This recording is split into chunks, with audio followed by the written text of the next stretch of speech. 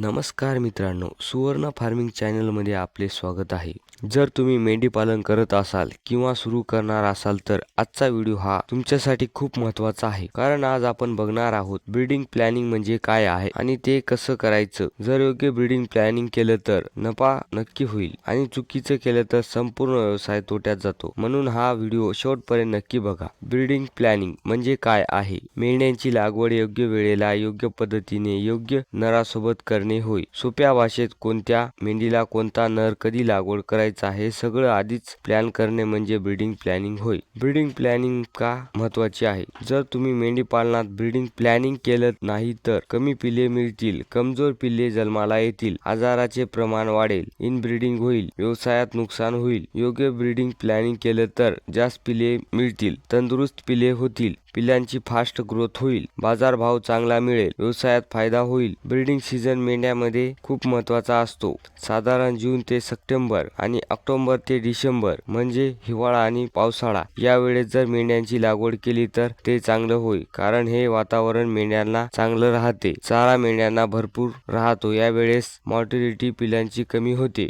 पिल्ले योग्य वातावरणात जन्मली तर ग्रोथ फास्ट होते। ब्रीडिंग नेहमी अशा वेळी करावी की पिल्लांचा जन्म चांगल्या हवामानात होईल। नरांची निवड ब्रीडिंग प्लॅनिंग मध्ये नरांची निवड करणे हा खूप महत्त्वाचा भाग होय। चांगला नर कसा निवडायचा? नर कसा असावा? नर मजबूत असावा, नर लांब असावा, आजारी नर राहू नये, वजनदार नर असावा, चांगल्या मेंढ्यांच्या जातीमधला नर असावा, ऍक्टिव्ह नर असावा। जर नर योग्य नसेल अशा वेळेस पिल्ले कमी जन्मतील, आजारी कमजोर पिल्ले पडतील। नर कसा राहू नये? कमजोर नर राहू नये, त्याच कळपातला नर राहू नये, इनब्रीडिंग करणे टाळा। एक नर 25 ते 30 मेंढ्यामध्ये असावा। मेंढ्यांची लागवड करताना निवड कशी करायची? मेंढ्या निवडताना लक्षात राहावं की मेंढ्यांचं वय साधारण 1.5 वर्षापासून पुढे असावं। 10-12 महिन्याची बुरशीची लागवड करू नये। कमी वयात बुरशी लागवड केली तर मेंढी चांगली होणार नाही। मेंढी तंदुरुस्त राहावी तरच पिले चांगली देईल। कोणतीही मेंढी आजारी राहू नये। कोणत्या मेंढ्यांची लागवड करू नये? म्हाताऱ्या मेंढ्यांची लागवड करू नये, 10 ते 12 महिन्याची पिल्लाची लागवड करू नये, वारंवार आजारी पडणाऱ्या आणि कमजोर मेंढ्यांची लागवड करू नये। मेंढी माझावर आली आहे कशी ओळखावी? मेंढी माझावर आल्याने ओळखायची लक्षणे जसे शेपूट हलवणे, नराकडे जाणे, खाणं कमी करणे, वारंवार ओरडणे।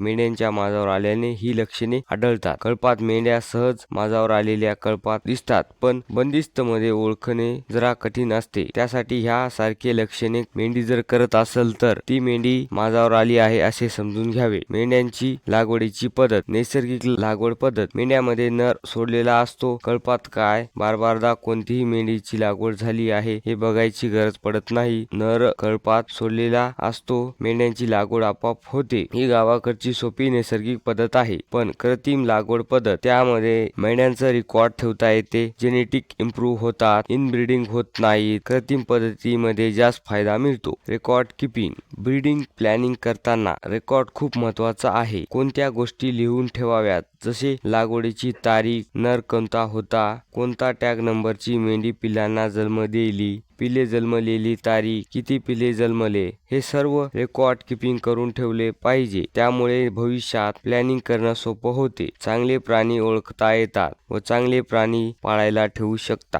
मेंढ्यामध्ये इनब्रीडिंग करणे टाळा। दर 1 ते 2 वर्षानंतर नर बदल करा। मेंढ्यांना चांगला आहार द्या। वॅक्सिनेशन टायमाला करा। सर्वात महत्त्वाचे म्हणजे ब्रीडिंग प्लॅनिंग केलं तर व्यवसायात फायदा होईल। मित्रांनो, आज आपण बघितलं आहे ब्रीडिंग प्लॅनिंग काय आहे। जर तुम्हाला मेंढी पालन करायचं असेल तर सुवर्ण फार्मिंग नक्की जोडा। व्हिडिओ आवडला असेल तर लाईक करा, सुवर्ण फार्मिंग चॅनलला सबस्क्राईब करा। असेच नवनवीन व्हिडिओ तुमच्यासाठी घेऊन येत राहू। तोपर्यंत धन्यवाद।